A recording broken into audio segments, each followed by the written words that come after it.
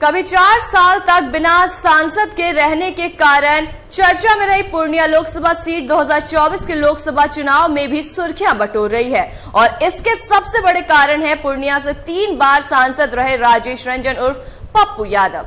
पूर्णिया से महागठबंधन से टिकट की चाह में पप्पू यादव ने कांग्रेस तो ज्वाइन कर ली, लेकिन उनके साथ खेला हो गया।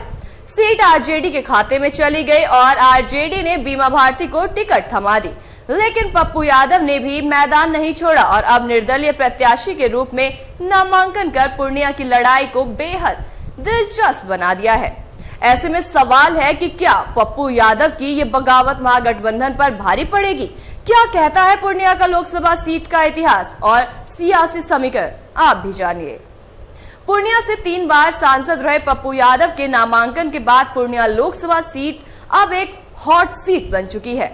जाहिर है कि इस सीट को लेकर न सिर्फ बिहार बल्कि पूरे देश में चर्चा का एक दौर चल रहा है। सियासी पंडित पूर्णिया में हार जीत के समीकरणों पर मंथन करने लगे हैं।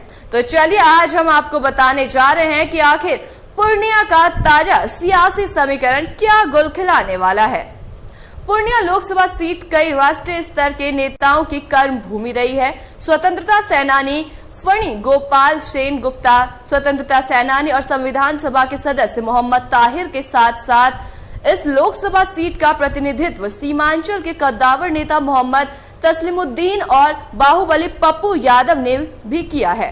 फिलहाल इस सीट पर एनडीए का कब्जा है और जेडीयू के संतोष कुशवाहा यहां के मौजूदा सांसद हैं। वैसे तो बिहार की अधिकांश सीटों पर इस बार एनडीए और महागठबंधन के बीच सीधी लड़ाई है, लेकिन पूर्णिया की तस्वीर थोड़ी सी जुदा है। यहां से एनडीए के संतोष कुशवाहा और महागठबंधन की बीमा भारती के अलावा इस इलाके के बड़े नेता पप्पू यादव के चुनावी मैदान में आ जाने के बाद मुकाबला त्रिकोणीय हो गया है और ऐसे में निश्चित रूप से पूर्णिया का सियासी रण बेहद ही रोचक रहने वाला है। एक जमाने में कांग्रेस के गढ़ के रूप में विख्यात पूर्णिया लोकसभा सीट पर पिछले 20 सालों से बीजेपी जेडीयू का कब्जा है।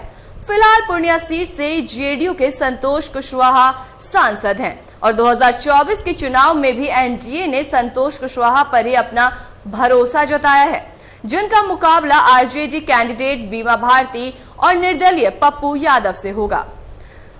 इस सीट पर 2009 में हुए चुनाव में एनडीए प्रत्याशी के तौर पर बीजेपी के उदय सिंह उर्फ पप्पू सिंह ने निर्दलीय उम्मीदवार के रूप में उतरी पप्पू यादव की मां शांति प्रिया को हराकर जीत दर्ज की थी। हालांकि 2014 में उदय सिंह अपनी जीत का सिलसिला बरकरार नहीं रख पाए और एनडीए से अलग हुए। जेडीयू कैंडिडेट संतोष कुशवाहा के हाथों हार गए। तो वहीं अब बात करें 2019 की, तो फिर एक बार संतोष कुशवाहा और उदय सिंह के बीच मुकाबला हुआ। हालांकि इस बार पक्ष बदल गए थे। संतोष कुशवाहा एनडीए कैंडिडेट के रूप में चुनावी मैदान में थे तो उदय सिंह कांग्रेस के टिकट पर चुनाव लड़ रहे थे। बाजी लगी संतोष कुशवाहा के हाथ और उन्होंने एक बार फिर उदय सिंह को मात दे दी। बिहार के सबसे पुराने जिलों में से एक पूर्णिया 1770 में ब्रिटिश राज के दौरान ही जिला बन गया था। जिले का इतिहास अत्यंत गौरवशाली रहा है, लेकिन एक वक्त ऐसा भी था कि पूर्णिया से लेकर नेपाल तक डकैतों का आतंक था। हालांकि अब पूर्णिया बिहार में एक बड़े शहर के रूप में उभर रहा है। शहर की गुलाब बाग मंडी एशिया की सबसे बड़ी अनाज मंडी मानी जाती है।